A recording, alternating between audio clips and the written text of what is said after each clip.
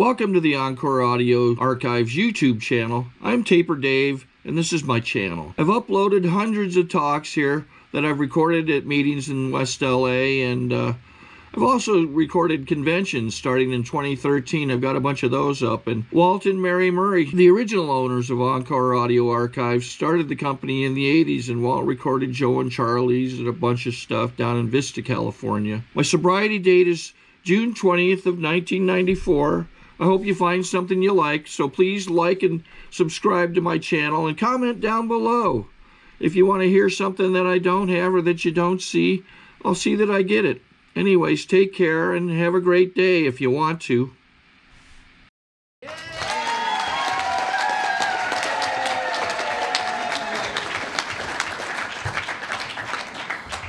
Breathe. Hi, I'm Mike Crawford. I'm a grateful alcoholic. God, what an honor and a privilege to be asked to participate in this, in something of this magnitude. You know, first of all, before I forget, I'd like to thank Shirley and the entire committee for inviting us here to participate in the beautiful basket in our room. I think we're going to need a trailer to take the thing home. God, I'm just overwhelmed. You know, it's an unbelievable honor to be up here because, you know, this is a room full of my heroes. And today my heroes are in Alcoholics Anonymous and Al-Anon, and the kind of heroes I had before I got here were a whole lot different. And I hope to share a little bit about that with you. Oh, boy, I got to breathe a little bit. This is scary. I'll get through it. You know, I'm really grateful to be here. I'm one of those that, you know, I can't blame my alcoholism on any of my upbringing. I was born and raised in I kind of like to refer to it as a Leave It to Beaver family. You know, my dad worked. My mom was at home when I came home from school and baking cookies and doing all that stuff. And there was no arguing going on in our house, and there was no alcoholism. And, you know, and it was a very loving family, but I just didn't fit in. I just never fit in. I never fit in anywhere I was. And, so, you know, I can't blame my family for my alcoholism because, like I said, it was a very normal family. And we took long vacations together, and we did a lot of stuff as a family, but I just never felt like I fit in from early back as I can remember. Growing up in school, I just never fit in. I didn't fit in until I got into Alcoholics Anonymous. But kind of make a long story short, when I got to be about 17 years old is when I had my first drink. And it was at a wedding, and they were serving cold duck. And it was at my then girlfriend's parents' house. And I remember getting a couple of glasses of cold duck poured for me, and then anything that you left on the table was mine too.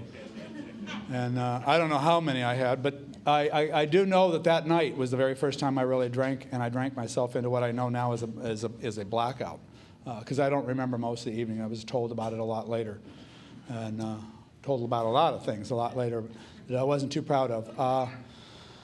Oh boy, heart's still racing here. It'll slow down in a minute. Should have followed Bob's advice. Bob told me, just have a couple of nips before you get up there.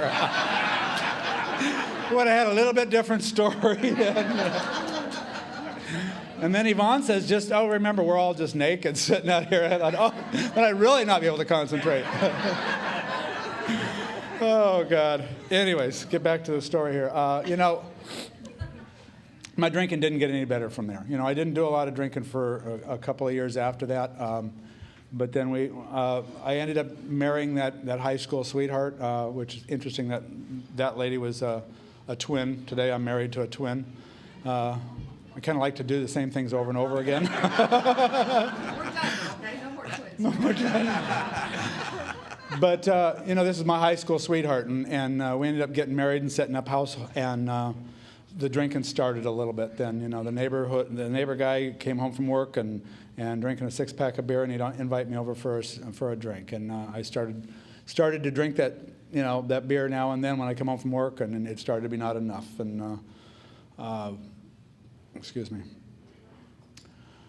Things started changing in the house a little bit, and I didn't see it. I didn't see it for a long time, and I thought it was her that was doing all the changing. And you know, drinking started to get a little bit more important, and then we moved into a little house in Gardena, and the drinking started to be real important for me. And we had a small house with a big backyard, and the front yard was always nicely mowed, and just because that's what everybody saw. But the backyard was weeds, and I'd lay out there on my chaise lounge in the backyard drinking my 6-pack of beer. I'd take a little cooler out there with me because it was too much trouble to get up and walk in the kitchen and get some more.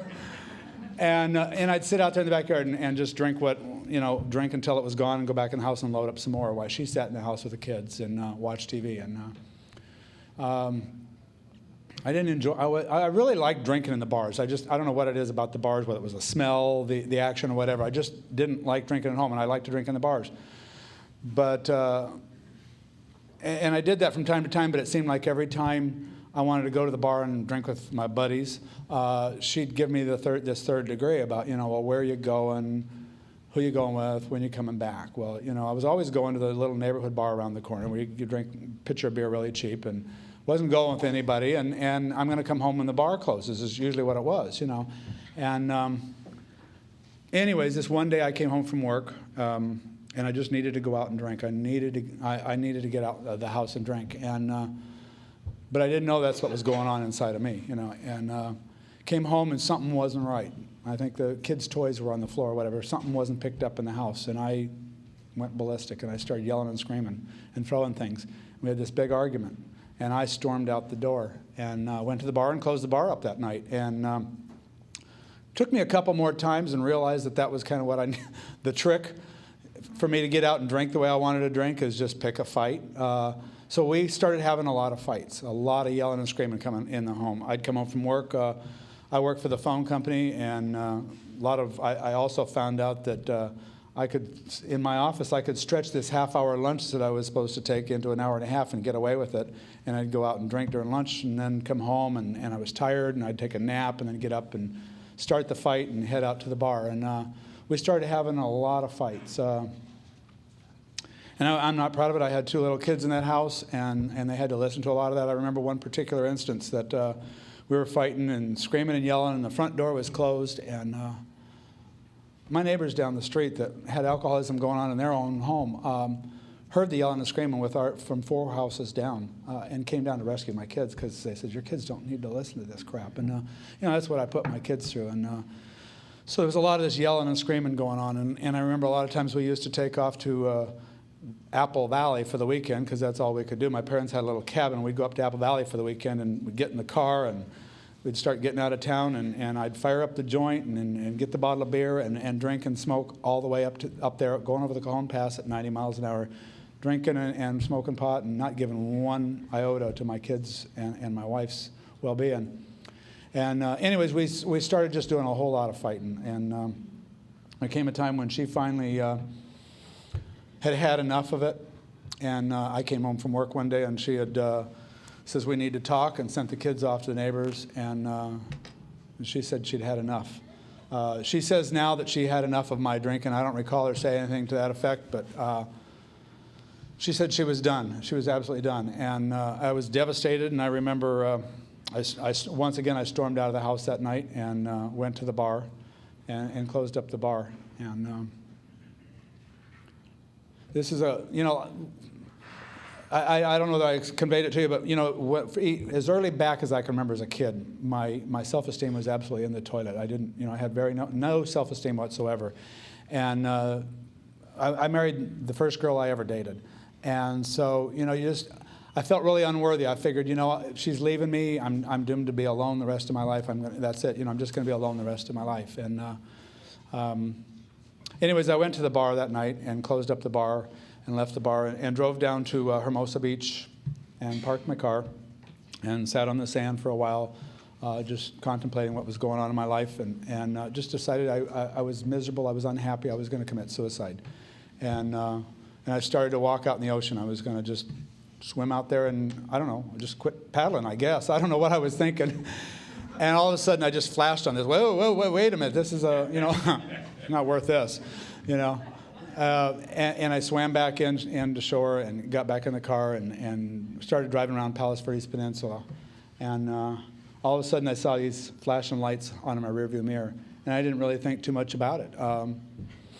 They pulled me over, and I thought I was straightening out the curves. They didn't see it that way.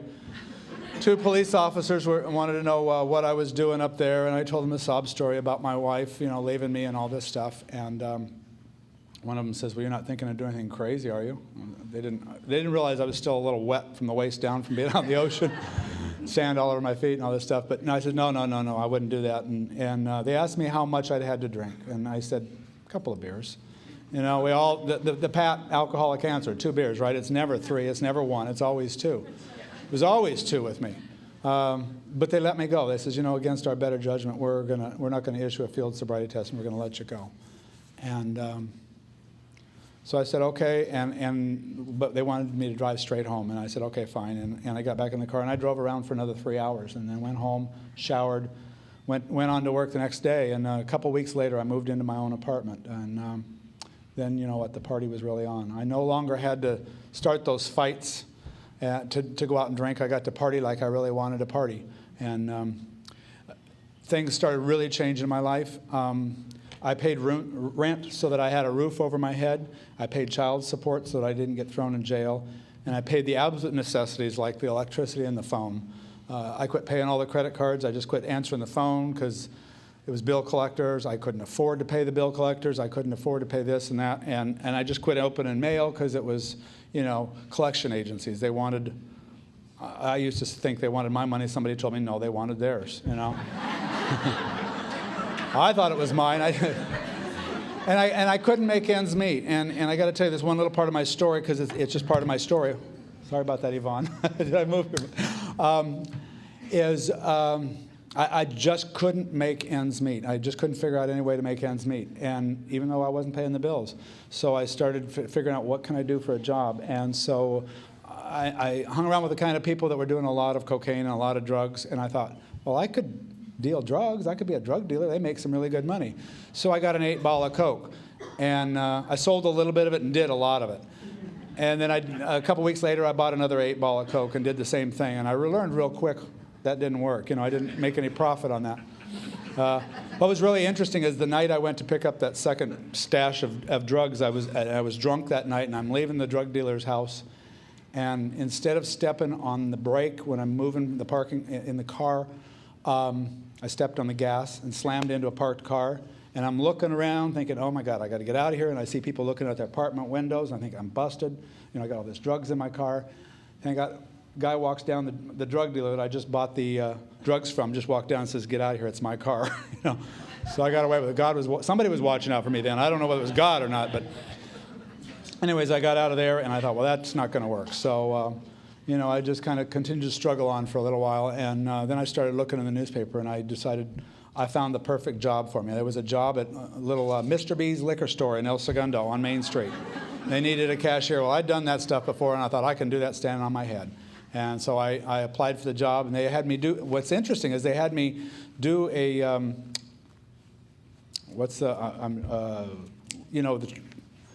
the lie detector test, thank you. The lie detector test. Ask if you'd ever stolen anything or done drugs or alcohol. I had a problem with alcohol, and I answered no to all those, and I passed. Somehow I passed, or either that or the person giving the test was not too good, but I got away with it. They hired me. And, there's some stuff that I did when I was working there that I'm not too proud of. I was not real cash register honest there. And,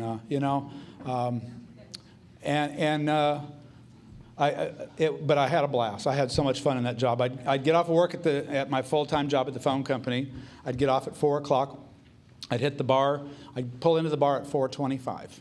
Drink as much beer as I could between 4:25 and 5:35, because that's when I had to leave to get to the liquor store at 6. I'd get to the liquor store at 6, relieve the other guy, go get me a cup of coffee, spike it with some Bailey's Irish Cream, crank up the stereo, and I had a party till 11 o'clock. What's amazing is we ran quite a bit of money through that register in that liquor store, and I was the one that ran the register, and I did it for 5 hours drunk every night. And almost every night I was within a couple of pennies on my register. I don't know how I did it. I couldn't do it sober today if I tried. But, then I'd get off there at 11 o'clock, close up the liquor store, lock everything up, head back to the bar, close the bar up till 2 o'clock, go home, pass out, get up the next morning and do it all over again. It started getting really hard to get up and make it to work. I started getting phone calls from people that work next to me. Mike, get your butt down here. They don't realize you're gone yet. They don't realize you're missing. Get your butt down here. People have started saving me. And It just wasn't enough. I had more flat tires and stolen batteries and all this than anybody in my office. You know, I was always had an excuse. And one particular time I came in there, and I have been given several warnings. One particular time I woke up one morning, and it was, my job started at 7:30. I woke up and it was 10:30. I thought, oh God, we're dead now. You know, and I turned the alarm clock off that had been blaring for several hours, took the phone off the hook and went back to sleep and slept till 2 o'clock in the afternoon. Got up and went to the bar and hung out there, and I was talking to some of my friends there in the bar and telling them what happened. And they said, well, did you call work? No. They said, well, you know, they might fire you if you don't at least call in. I thought, oh, okay. 20 minutes to 4, I called my office to tell my boss I wasn't going to make it in. And yeah, she said, well, don't bother to come in for the next couple of days. You're suspended for 3 days. When you come in, we're going to talk to you with the second level supervisor. So we do that, and I come in and 3 days later and talk to the second level. And, you know, they told me, you know, Mike, when you're here, you're really a great worker, but you're really having trouble getting here. My second level supervisor made an offer to me. He says, you know, what does it take to get you here on time? He says, I get up at 6 o'clock. How about if I pick up the phone and call you and wake you up every morning? I mean, he was willing to do that for me. He says, no, I'll be fine. I don't know how I did it, but I was able to manage to be on time every day and not miss work for the next 6 months, drunk even. I set some boundaries at the bar that I was going at that I didn't like, but I didn't think to go to the other bar. I had them cut me off at 11 o'clock on Sunday through Thursday. I didn't think just go to the bar down the street. I went home, but not real bright. But anyways, you know, about 6 months later, I've been sitting at home all day long drinking and I was on my way to the job at the liquor store. And at that time I smoked, and I reached in my pocket to get my cigarette lighter and kind of was very relaxed. And kind of wandered over into the next lane next to me. And in my blind spot was the El Segundo police officers. Well, I'd been drinking all day long, and I had drank myself to the point where I felt I was stone cold sober. So I was not at all alarmed when I saw the lights in my rearview mirror. I thought, oh, it's broken tail light or something like that. I really did. Until they started doing the field sobriety test. And I realized they don't do that for a broken tail light. And then, you know, then they finally says, Mr. Crawford, you're under arrest for drunk driving. Oh, you're kidding. I said, no, we're not. And anyways, went through that process. They sent me to a drunk driving program called High Gain. And it's interesting. There in that classroom, they did the 20 questions. And the instructor there says, I'd like you guys to, you know, just take this test yourself and be as honest as you can. And so I'm sitting there in my chair, and they're reading off the 20 questions. And I'm counting on my fingers underneath the chair because I didn't want anybody to see my score. And I wasn't even able to be honest at that time, and I answered yes to 16 of them. And I about choked when I read that 3 or more and you're an alcoholic. Anyways, that program in turn sent me to 6 Alcoholics Anonymous meetings. And my very first meeting that I came to, I sat in the bar all day long before I came here because I was afraid of you people. I was afraid of what you were going to do to me. And I left here and I went home and continued to drink. And the next meeting I went to was about 10 days later. Circumstances that particular day is I didn't have an opportunity to have a drink before I walked into the meeting. And so I was somewhat coherent.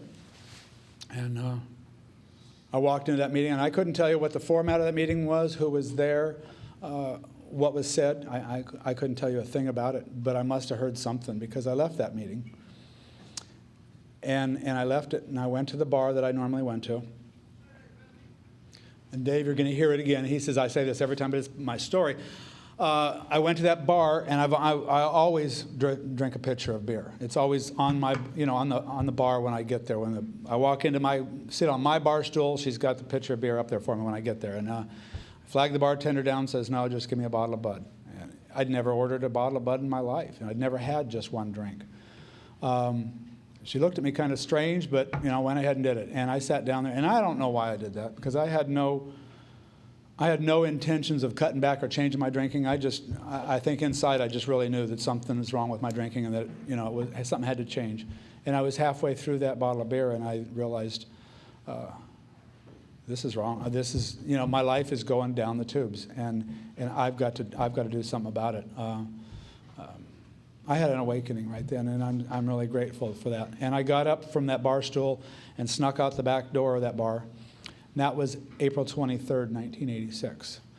The following day, I got up and with relatively clear head because only half a bottle of beer.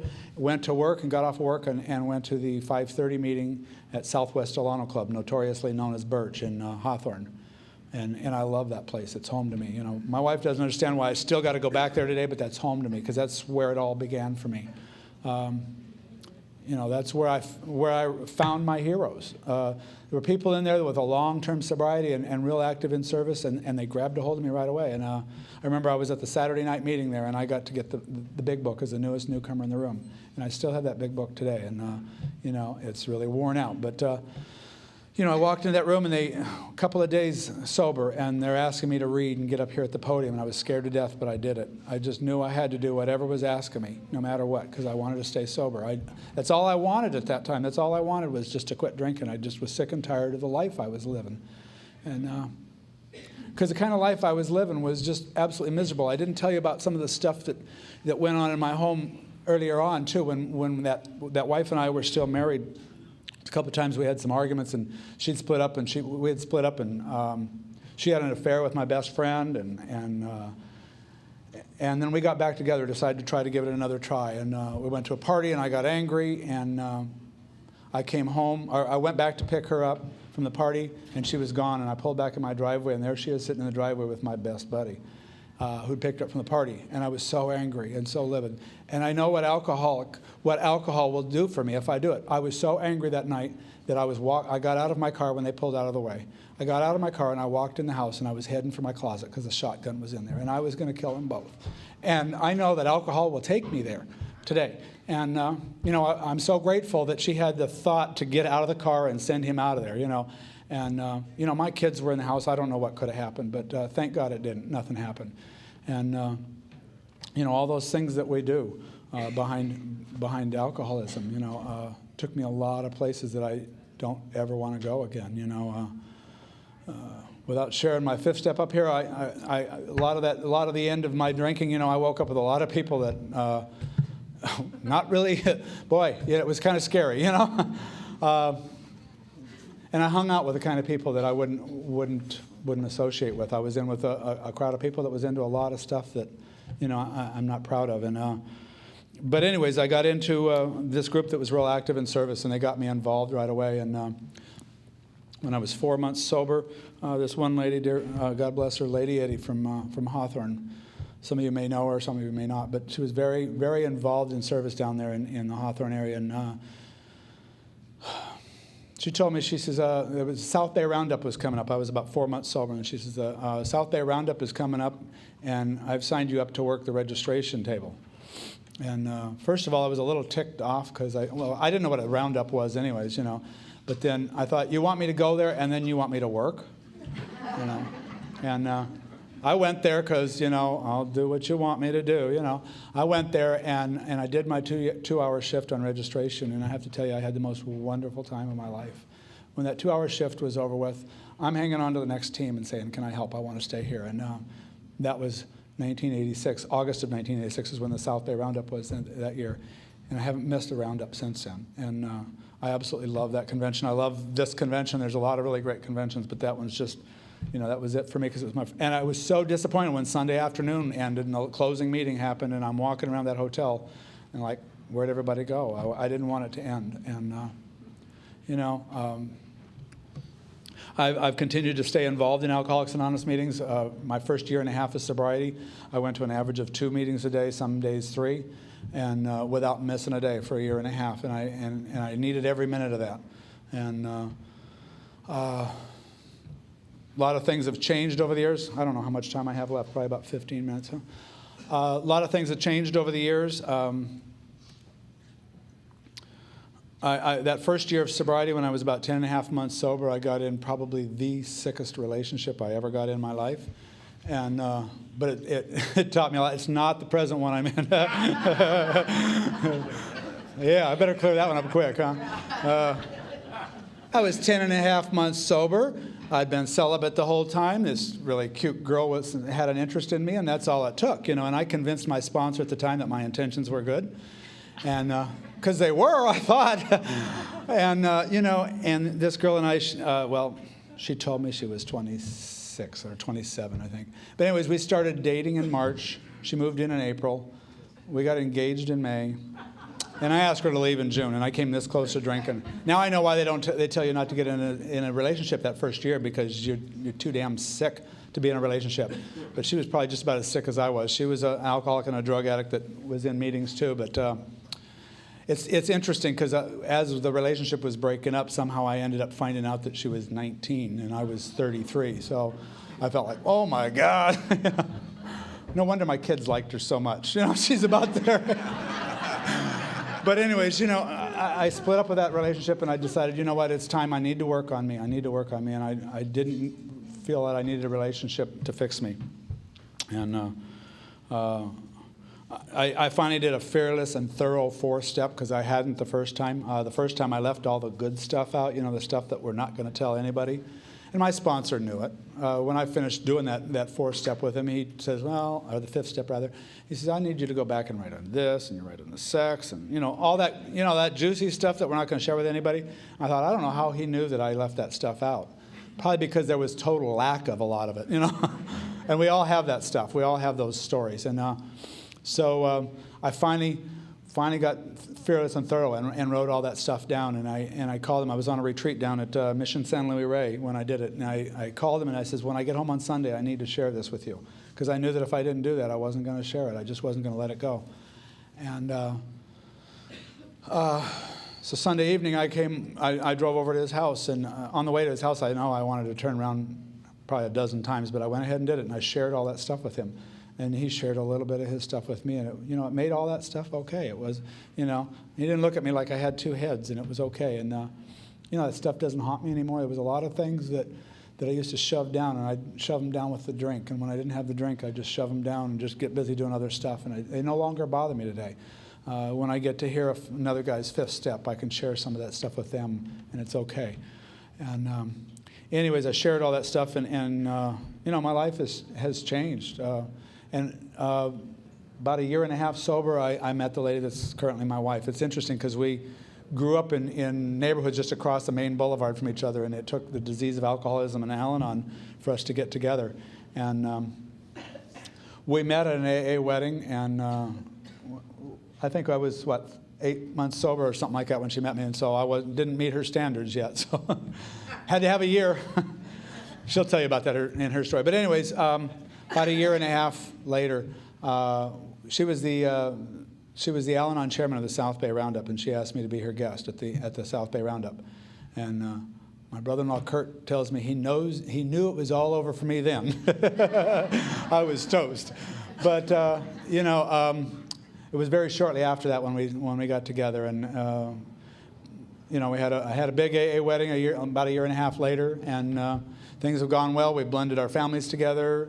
Then we moved out to 8 years ago. Yeah, 8 years ago, my job relocated. I worked for the phone company. They relocated to San Diego, and I was really livid. I wanted to quit because I don't want to move to San Diego. I love San Diego, but I didn't want to live there. I just wanted to get out of LA, tired of the big city, but I didn't want to move to another big city. And we made the decision to move to Temecula, and absolutely loved it there. And so we moved to Temecula 8 years ago, and the night after we moved in, my stepdaughter and 2 grandkids moved in with us because there was alcoholism going on in their home, and they had to escape it. And that was really tough. It was really tough because I don't do kids very well.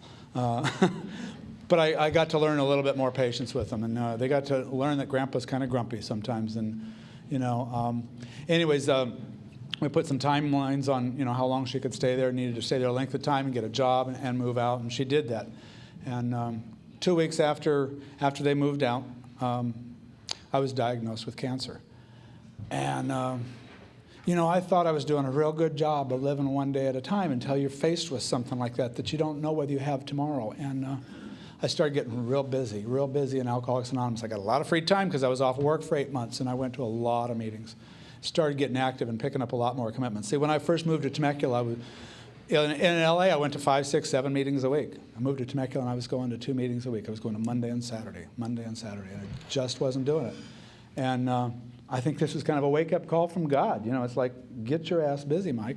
So I had all this time, and I started getting real active in service there and taking on commitments and get out of myself because my head can go, So anyways, I got real busy in service and went through all the treatment and had a whole bunch of friends get together and do a prayer circle around me just before I was getting ready to start my treatments. It's been a little over 7 years, and it's been in remission, and it's just, I'm so phenomenally grateful to those people that were all with us, you know, a whole bunch of love relatives in that room, and then we all got together and prayed over it, and I felt so much better, and I just knew that, you know, I was going to get through this okay, and anyways, we got through all that stuff, and a year later, after going back to work, it was about 2 years later, I got a little carried away with email at work, and I got suspended from work. And I got suspended initially for a week for excessive email usage. And they suspended me for a week, and they said, we'll call you in another week. And a week went by, and I called them back, and they said, well, we'll call you in a week. We're still investigating. And I'm getting real scared. It's like, oh, my God, you know, I've stayed sober, and I've been with this company for a long time now, and now they're going to can me because of emails. And I got really scared. And it was about the time of the International Convention in Minneapolis. And we were kind of indecisive. Okay, do we go? Do we not go? Because we really wanted to go. But just didn't know whether there was going to be the money to do it. And we finally just went on faith. You know, we thought, you know, God's in charge, and we're just going to go. We're going to go and have a good time, and whatever happens afterwards, it's in God's hands. And so we went ahead and went. And we had an unbelievable time. And I completely forgot about that job while I was there. And came back after a week of getting really filled up at the International Convention and called the office, and they said, we'd like you to come into the office on Wednesday and have a talk. I thought, okay, here we go.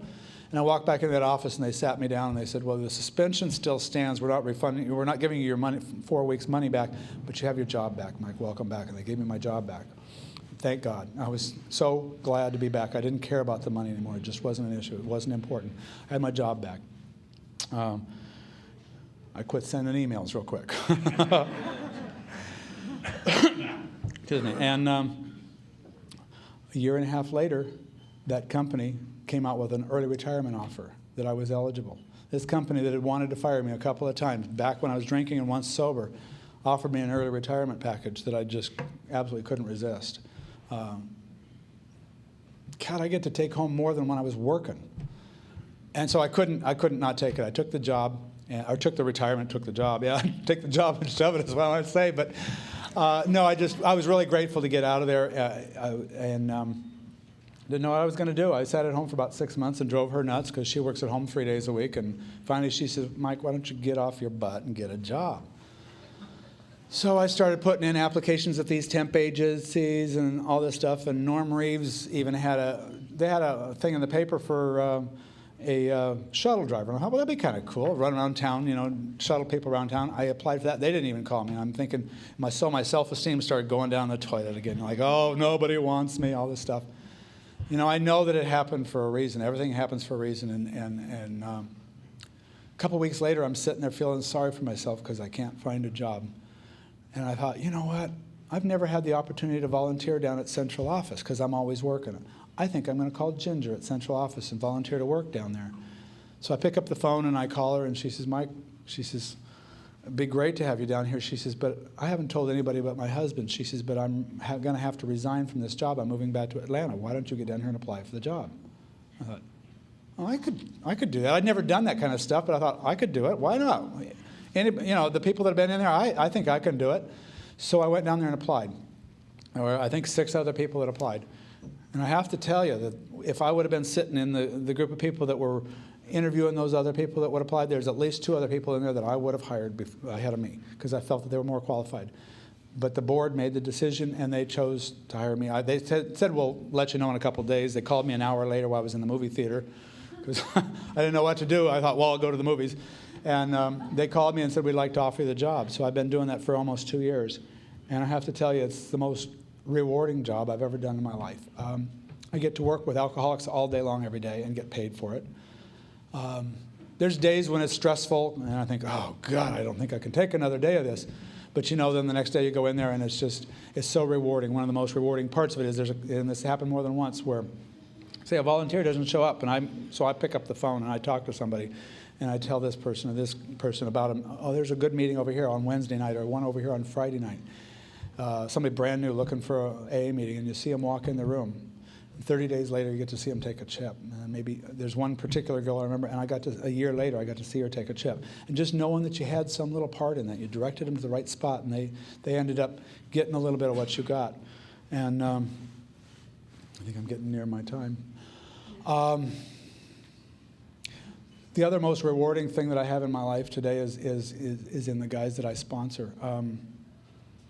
There's one guy in particular that I've sponsored since before he got, so he was one of those that was in and out a lot. I'm really fortunate that I didn't have to do that, but he was in and out a lot. And I sponsored him for several years while he was going in and out, and I just didn't give up on him. I'd go over to his house every Monday night and pick him up for the Monday night Heart of Temecula meeting.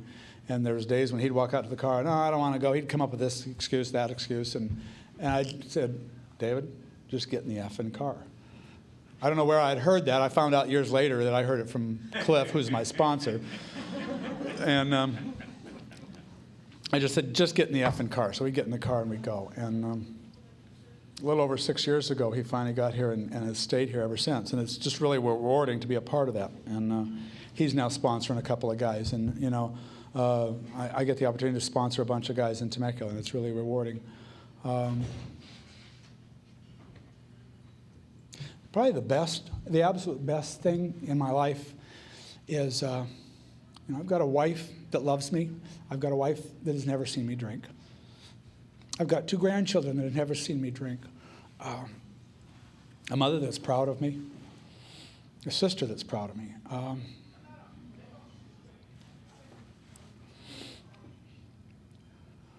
My daughter, I got to share this a little bit and then I'll sit down, but my daughter is going through some health issues. And she just called me yesterday to tell me about some of this news. She's not real sure what's going on, but there may be a possibility that she may have a tumor, and she's not sure. But she knew because of what I'd gone through, she could call me. And she called me the other day to tell me about this. And you know, we talked for probably a half hour on the phone. And then she called me back yesterday to tell me she's got to do some more specialist work, talk to a specialist and all this. And she says, Dad, I just want to tell you, I felt so much better after talking to you the other day. And it was just, you know, you guys gave me that. My kids couldn't talk to me before because I'd yell at them for everything they did. And, you know, you guys gave me the respect that my wife has for me, the respect that my grandchildren have. Everything that I have in my life today that's worth anything is a direct result of Alcoholics Anonymous and what you guys have given me. And I owe you my life, and I thank you for being here. Thanks.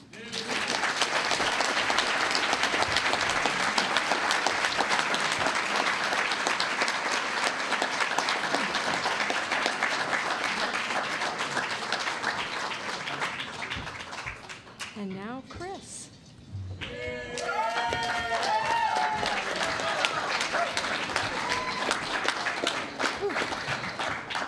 Hi, everyone. My name is Chris Crawford, and I'm a very grateful and enthusiastic member of Al-Anon.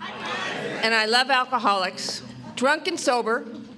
Too bad those guys left to go to the bathroom. I don't care. Anyways, I, too, would like to thank Shirley. My husband always touches me because he's just, you know, he's wonderful. And the life that we have today is a direct result of having sponsors, working the steps, and having a God in my life, you know. And I want to thank everybody that came literally from all over California. Carol came from up north, and I got them from Victorville, Laguna, Oceanside, and Pacific Palisades, you know, from all over, you know, just to be here for us. And, you know, it's Ann Hawthorne, Kathy, and Gardena, yes. My sister can't let me forget that. And anyways, and Kathy and I, you know, came in this program. I came in a little over 26 years ago. Now she's got 25. She wouldn't come in when I asked her to the first time. She'll never live that one down. And for those of you that are a little confused, we are identical twins. And if you see us with different men, it's our husbands. We're not out with, you know, thinking, what's she doing with that guy? I thought she was married to the other guy. And if we look at you with the blank stare on our face, it's because we don't know you, but you know our sister. So sometimes I feel really embarrassed when I think, I don't know you. Well, I know you. And it was like, well, maybe you know my sister. And I can remember one time at work, this gal came up to me. She goes, oh, my God, you look just like somebody I work with. I go, well, where do you work? She goes, Raytheon. So it's my sister, you know. And it's, but anyways, I want to thank Shirley and the committee for inviting us. It's such an honor to be here. I can remember it was in 1981, the first time I came to the Palm Springs Roundup, and it was my sister and my husband, Daryl, at that time, and Butch and Larcene and Kurt, and we met Carol here. And Carol's my sponsor, and Carol only has one rule, and that's to call before you shoot. And, you know,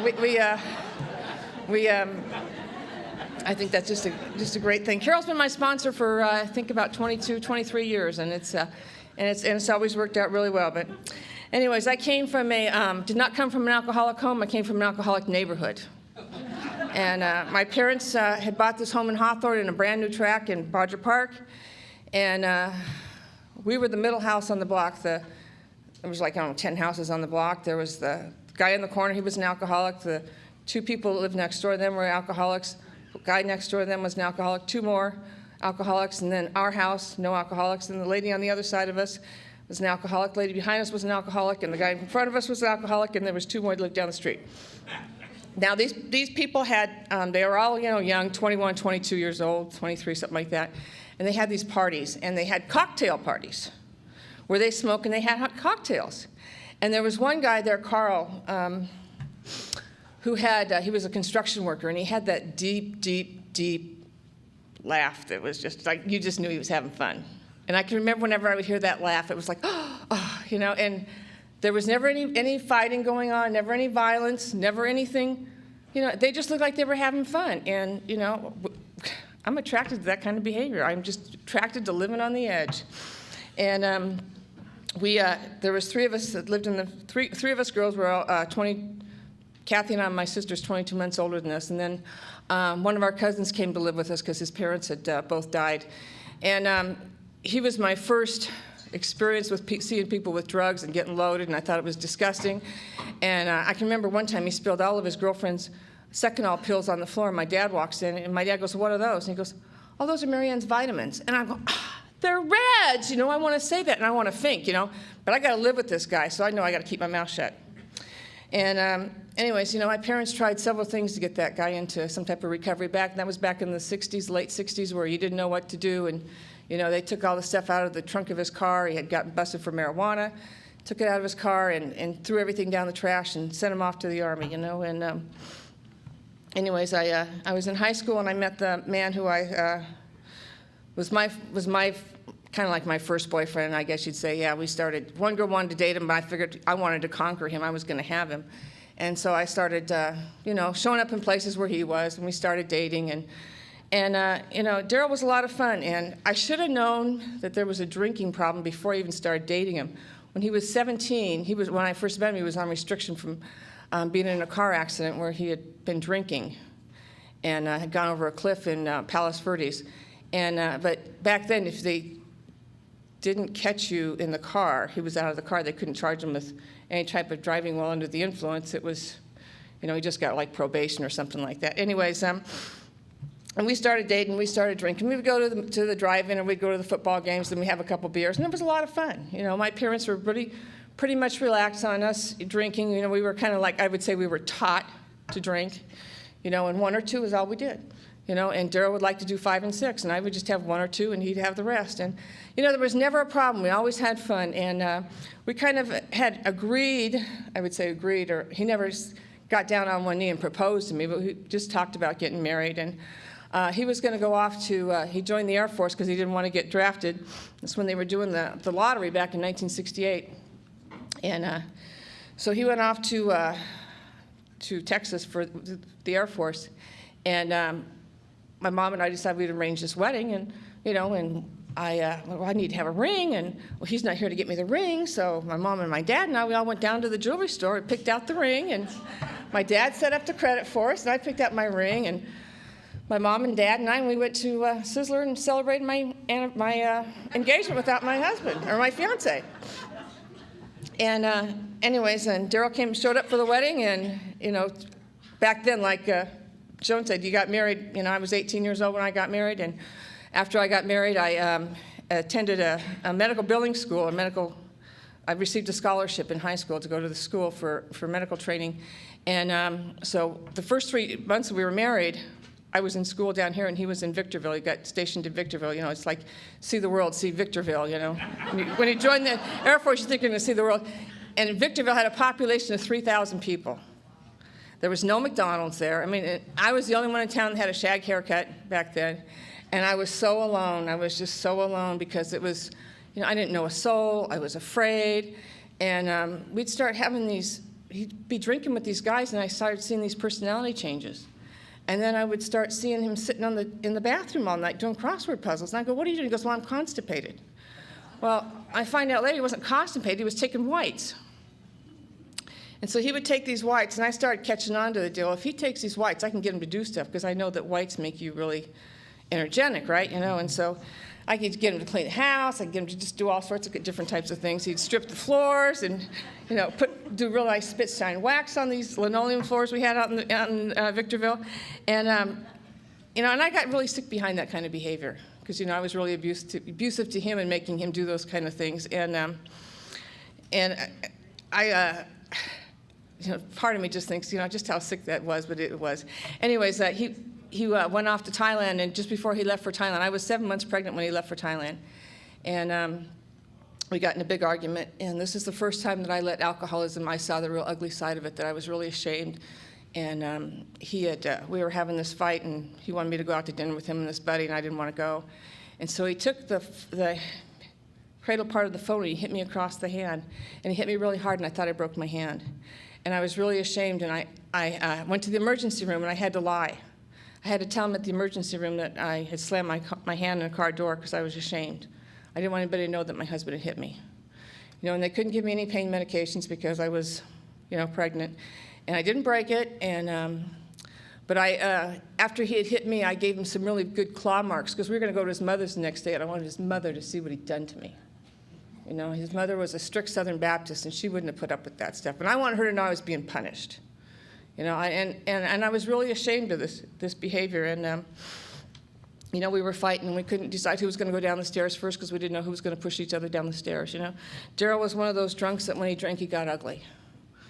My sister was lucky. She had the kind of husband that drank and was just happy, And anyways, he left for Thailand. When he came back, he was really into the pills, and I had a daughter while he was gone, and I had that daughter for living with me and my mom and my dad in Torrance, and for the first 6 months, and then I moved out on my own, and I got a job working while he was still in Thailand. I got a job working for these doctors, and I was working for these plastic surgeons, and these plastic surgeons were alcoholics too. I mean, I'm just attracted to these guys, and we would have so much fun. We would go to, I was working in West LA, and we would go to these Mexican restaurants on Friday afternoon, and we'd sit there and drink margaritas and eat chips and do whatever. And I thought, this is great. This is the kind of job I get paid just to sit, party. And we would do this like every other Friday. And then we would get to go to these, with plastic surgery, you get to, kind of, you have this really classy clientele that you take to parties and stuff like that. And we go to this place in Beverly Hills called Pips. It was a really nice disco place. This is back in the late 70s. And we go to, really nice restaurants in Beverly Hills. And, I got to do things that I wouldn't have got to do. And it was really, really neat. And, the whole time my husband's home drinking and doing his stuff. And I'm just like tuning it out and not telling my sister what's going on, and she's not telling me what's going on in her house. And she's out shopping at Clark Drugs, which is like Save-Ons, and she'd go up and down the aisles for hours, and I would go home, and her husband drank outside at the bars, and mine drank at home. And I don't know which one's worse. I really don't. And I can remember one time Daryl threw a bottle of beer so hard against the wall in our house that the imprints of the alcohol content was in the wall, was plastered into the wall. And a couple other times, he was one that was that threw things, just liked to throw things. And it was just, one time I fixed pancakes for dinner, and I thought nothing of it. I mean, when we were growing up, sometimes we had pancakes for dinner. When I fixed those pancakes for dinner, we had syrup going flying across the room, and I thought, my God, what did I do? I couldn't figure out what it was that I had done to get that kind of behavior. And, everything, I was blamed for everything, and I thought, so that's, I just gave up cooking. Figured I'm just not going to cook, that's just it, and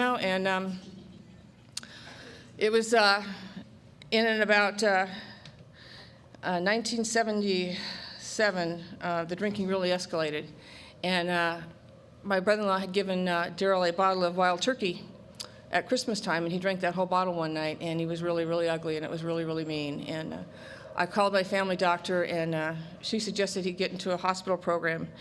And I really didn't think he would go. I was really, really surprised. And he said he would. And so we called his dad and told his dad, and his dad's an alcoholic too, that we were going to bring our daughter over there so we could take him and admit him to the hospital. And anyway, so I came back and I went over to pick up my daughter from my in-laws' house, and his dad hadn't told his mom because he didn't want to know that her son was an alcoholic. You know, everybody knew that already, but anyways, I went to my first Al-Anon meeting in January 10th, 1978, and at that meeting they told me that it wasn't my fault, and they told me that I had to learn to shut up, and this meeting I went to, though, it was really kind of unusual because it was what I would call a he meeting.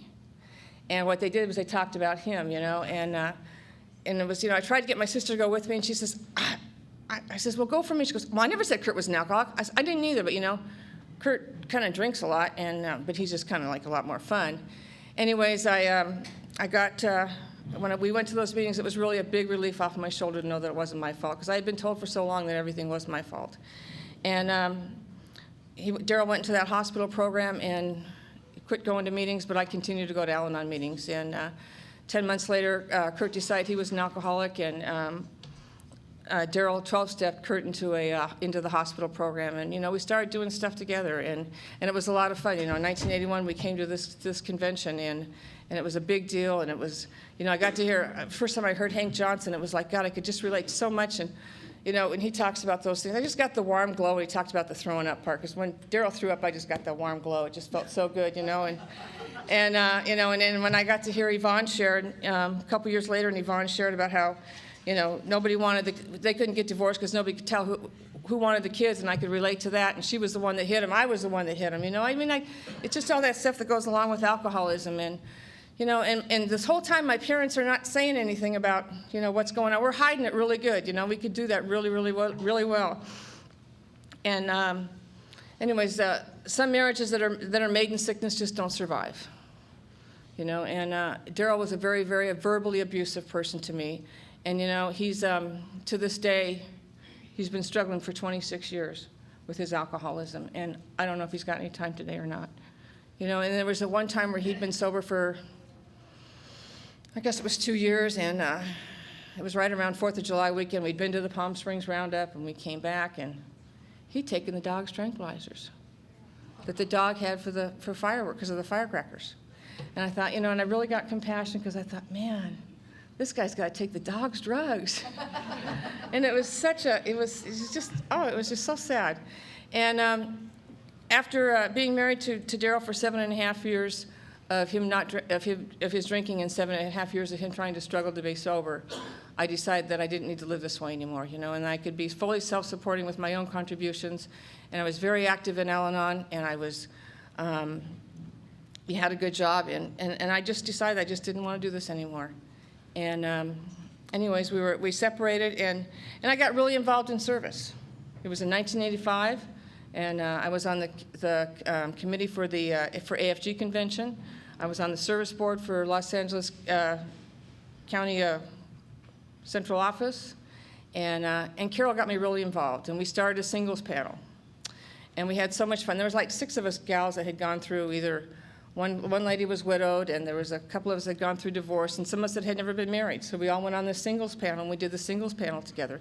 And it was such a you know, a great sensation and a great feeling, you know. And, you know, I had done my 4th and my 5th step, and I want to tell you about my spiritual experience, because I always forget I want to forget that part, because it's an unusual one. And I had done my 4th and my 5th step, and I had gone to this church that I really, really liked, and I had gone on Good Friday, and the topic was, you shall know the truth, and the truth will set you free. And it was the following week we had a terrific lightning and thunderstorm in Torrance, which we don't usually get. And I was babysitting my mom's Keeshond dog, and I had a Keeshond dog, and they're really, really sensitive to noise. And so I heard one of them hit the window in the kitchen. It broke. We had one of those doors that had the window in it. Broke that, and I had one of those alcoholic backyards that had all the mud and, you know, big yard, but just mud and a patio, but no patio cover, and just, you know, a tree, and nobody does the yard. And so I knew if I let these animals in the house that I would have an absolute mess. So I waited till the morning, and in the morning I went out there, sun's shining, it's beautiful, and I can't find any dogs. Now I had a collie at that time, Maggie, and I also had these 2 Keeshonds there. So I go out front, and I open up my front door, and there is this Keeshond, and he's huge. I mean, he is big. And I think, oh my God, my dog's been struck by lightning, and he looks like the hot dogs that pop when you cook them, you know? And I really thought this dog had been struck by lightning. And what it was that it was a dog that, it was another Keeshond that came from Palos Verdes and came down Crenshaw Boulevard, turned left on Artesia and came down the first street, 7 houses down, and sat on my porch. Now, I don't know if Keeshonds talk to other Keeshonds and said, okay, you can stay here, this lady will take care of you. But you know, it opened my mind to be able to realize that there's a higher power and that someone is watching over us and taking care of us. That's how I was able to open my mind, because I wasn't brought up in any structured religion. And I had a mother-in-law who was a strict Southern Baptist, and she thought that that's the way I should believe, you know. And I had a hard time in the beginning with the 3rd step. And this lady named Ora told me, she goes, no, it's not your mother-in-law's higher power, it's your higher power. And so I was able to understand it. And this was when I was, you know, coming to church and I saw this, and when this experience happened, it was so heartwarming, and it was such a feeling of, you know, I'm okay, you know, and I really did realize it was okay to love an alcoholic. And anyways, I swore that I would never get married again after Daryl left, and I was just going to be involved in service. I just had no intention. I was like 32 years old. I'm busy. And then, you know, there was like, I don't know, like into the 2nd year, and there's like all of us girls were doing the singles panel, and then my hormones started raging. And I think what it was like, I think I was just getting horny. You know, your hormones change when you get in your 30s, and I think that's what happened. So anyways, we decided we would go trolling. Carol had given us some techniques on trolling. Carol had, you know, been experienced. And anyways, there was like 8 of us once we went to San Fernando Convention, Valley Convention, and we sat in the hospitality room. We plopped ourselves like all at one table, like, here we are, you know. And that looked really obvious. But, you know, we had so much fun, and it was it was really a big deal. And then when Mike and I were at this AA wedding of this couple's, and I saw him, and I thought, oh my God, he's so cute. Oh God. And then I found out he had 8 months sobriety. Well, my first, you know, I had a list. When I was going to go out with somebody, this is the qualifications they had. They had to be sober 5 years. They had to have a steady job, not, you know, 1 to 2 years, but Mike had been with the phone company 13 years. I thought that was pretty good. And they had to be involved in service. Well, I started, you know, pickings were getting a little slim. And so I had to lower my standard a little bit, and I had to go to somebody that, you know, had 1 year sobriety. But, you know, like Mike said, he went to 2 or 3 meetings a day, so I figured that justified he had a good foundation. And so I waited until, you know, it was like 1.5 years, and I was having dinner at Spires with Kurt and Kathy one night, and I'm telling, God, I really want to date with Mike. And Kurt goes, Mike's got kids, you know, and I don't care. And they go, well, we want you to go out with Pete. And I wanted to say, well, Pete's bald, but my brother-in-law's bald, so I didn't say that. I never told you that, Kurt, did I? And anyways, like Mike shared at the South Bay Roundup in 1987, Dave Barge gave me a ticket to invite somebody to the banquet, and so I did invite Mike, and that was a big risk for me, you know, to go ahead and put myself out there and do that, and we started talking once we found out we were, you know, I was a twin, and you'd been married to a twin before and everything, and then I had. My girlfriend Dee and I, my trolling partner, had decided we were going to take our kids to Maui, so we took our kids to Maui that year, and like right after the roundup, and I wrote Mike a little postcard, hope to see you at the central office picnic. Hint, hint is what it was. So he shows up at the picnic, and my daughter goes up to him, she says, my daughter's like 14 years old, she goes, are you Mike Crawford? And he goes, yes, I am. She goes, well, my mom's been carrying a picture of you all around Maui. And I wanted to die, and, you know, my first instinct is to run. It's like, no, wait a minute, there's footwork involved here. You want to go out with this guy, you got to do the footwork.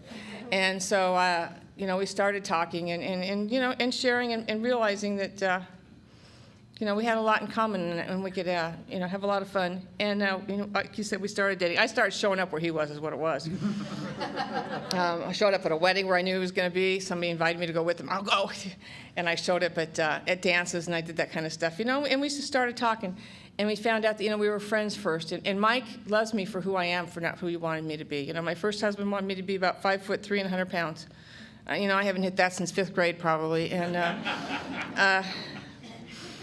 Mike knew when he met me that I didn't cook. And that was okay with him. It was okay. And when he proposed to me, it was just so neat because, like I said, he married me for who I was. And we got married, and we had a wedding was a wedding that I'd always dreamed about. My first wedding was the wedding my mom wanted, and this was our wedding, and it was really neat because we had all our love relatives there. We had a few of our blood relatives, but we had all of our love relatives at that wedding. And it was neat to have the kids and just to do that whole wedding. And like we were talking, we blended the families together, and that was a little adjustment. When my daughter when Mike and I first got together, my daughter decided she wanted to go live with her dad because I wasn't giving her the attention she wanted. And when she did that, then her dad started using some cocaine again, so she came back and she lived with us. And then when she turned 18, she decided that she knew everything. How 18-year-old girls sometimes think they know everything, so she moved out. And Mike kept saying, she's going to move out. I said, no, she's not. My denial was like, she's not moving out. And we came home from a meeting one night, and she's moved out. And she leaves me a note. I've moved out. Don't call me. Well, I knew she was at her boyfriend's house, so I didn't call her. So she calls me the next day, and she goes, well, why didn't you call me? And I said, because you asked me not to call you. So, and 2 weeks later, he's calling us, her boyfriend's saying, well, it just didn't work out like I thought it was going to work out. How they just thought it was going to walk down, happy joy lane. Anyways, when we, and then she came back and she moved back in with us, but she didn't want to work. And we had to do that same thing that Joan had to do. We had to tell her she had to leave. If she's not going to work, then you can't stay here. And I gave her a 30-day notice, and it was really, really hard. But then when she didn't come home that weekend, we had to say, you got to move this weekend. And she ended up moving in with another boyfriend, and, they ended up getting alcoholism in their home. They just got it. And she called me one day, and she was really excited because she was pregnant. And she had told me that this guy didn't drink at all when they first met. And I thought, oh, God, here we go, And when she's telling me she's pregnant, they're going to get married. And then we're going shopping for the wedding dress, and she's explaining to me about his drinking, and it's the same kind of drinking that her dad did. And, they got married, and they had 2 kids. And after 3 years of marriage, it didn't work. And like Mike said, they showed up on our porch the night we moved into our new big house. And we got white walls, and we got a little 18-month-old and a 3-year-old living with us. And, they had no structure in their life. And so we had to try and teach them some structure. And Mike talks about, we were having a pool built in our backyard, so we couldn't have the kids in the backyard. And it was just really, really stressful. And I can remember there was one time when little Brandon was 18 months old, was scribbling on our new leather ottoman.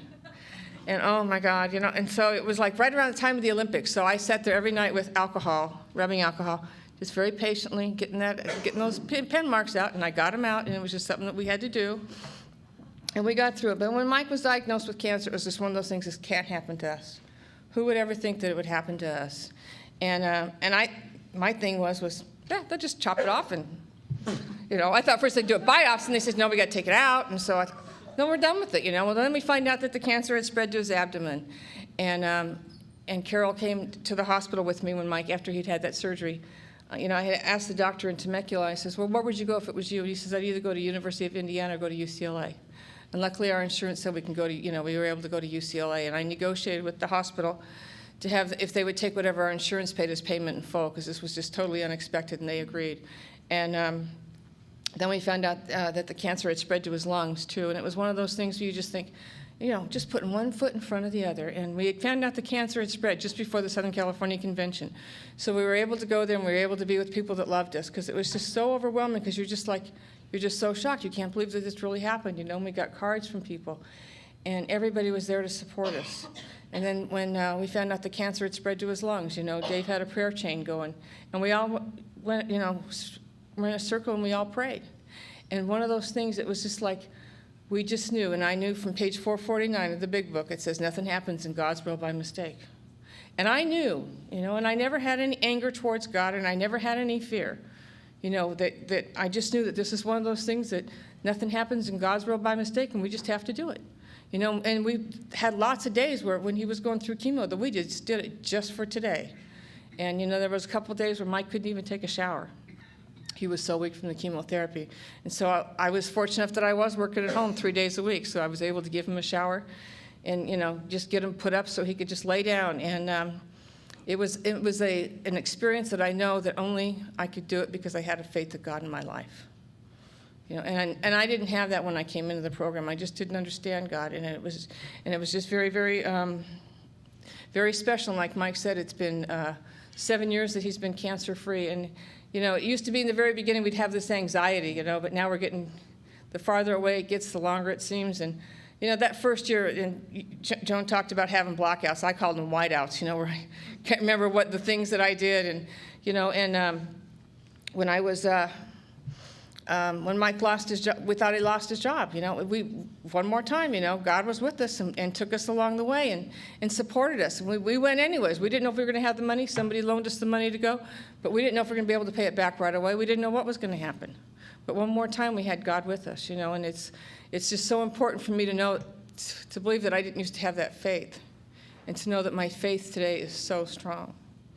You know, and like Mike said, the people that he sponsors, and, you know, I have so much history with a lot of people in this room. You know, we go back, you know, 26 years with a lot of these people, and, you know, all the conventions, all the marriages, all the divorces, and, you know, all the kids, and the, you know, the kids that are having kids, and it's just such a heartwarming experience for all of us, you know, and somebody showed up. I'm really kind of shook up because somebody showed up in this room, one of my best friends, and surprised me. I didn't expect her to be here, and she's here with her husband today, and it was just really special. And, you know, Carol's here, and another lady that's really special to me, Trish. Trisha goes back. I met Trisha's mom at the South Bay Roundup probably 20 years ago, and Trisha's mom wouldn't give me the time of day. She was an alcoholic, didn't like Al-Anons. And every year I thought, gosh, isn't Dottie ever going to say hi to me, you know? And almost a year ago, Dottie's daughter, Tricia, walked in the door of Al-Anon in AA. And now I sponsor her. And there's a lot of history that's involved. You know, there's so many years of the Roundup. There's so many years of just different, you know, we both worked in Torrance, and just stuff that's the same in our lives, that we have a lot of similarities, and we do a lot of stuff together. And we get into, you know, for a while there, she was driving to Torrance with me every 2 days a week, and we were having a lot of fun doing that, you know. And it's so heartwarming because we get to share all those stories and all that stuff that we've done, and, you know, things we've done together. And, you know, and the ladies that I sponsor, it's all very special because, you know, they're just warm to my heart. And to see them grow, and to see how things change and how attitudes change. And I'm so overwhelmed right now because there's so many people here that I love. And I know that everything I have in my life today is a direct result of this program. You know, I have people that came out from, like I said, 100 miles away just to hear us and to be here to support us. And that's what I think is just so special, because there's nothing like it to love, to know that you're loved, and that I love you as much as you love me. Thank you.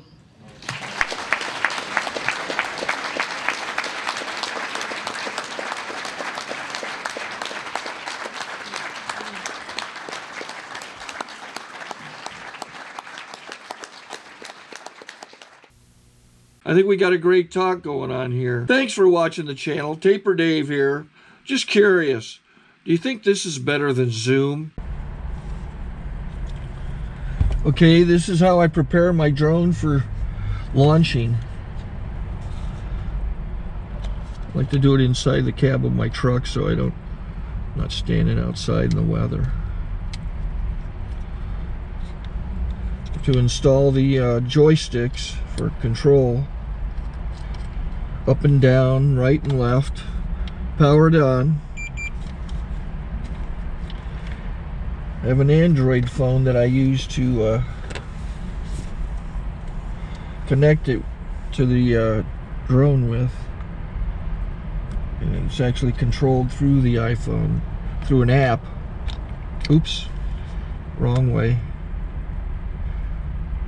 It's actually controlled through the iPhone, or through this Android phone, through the app. It's actually controlled through the Android phone through an app, and you connect it through this short connection right here.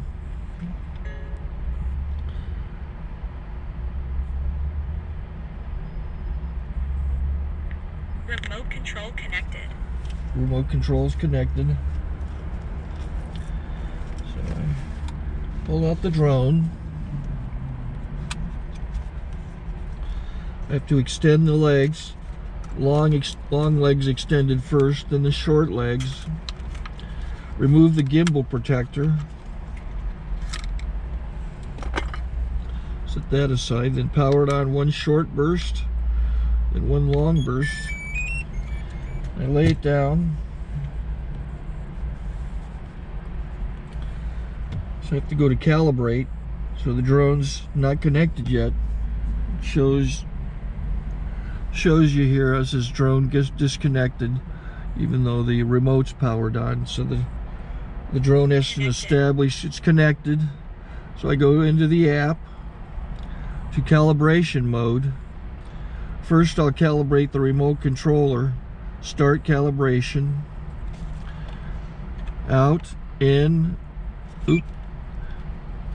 out, in, up, down, and then this little wheel is to control the gimbal. So it's calibrated. Go to gimbal calibration, start calibration, and then it calibrates the gimbal. And if that shows up, the gimbal's moving all over the place. Changes, you can see it on the video. And I'm calibrated to take off. It's acquired 7 satellites at the moment. There are 26 satellites up in the sky, which it has to acquire before you can take off. So it's connected. It's got enough satellites. This is white. I can go to press this little arrow button, swipe right to take off, and it would start the motors if I slid this to the right, but I'll wait till I get outside. Don't want to do it inside.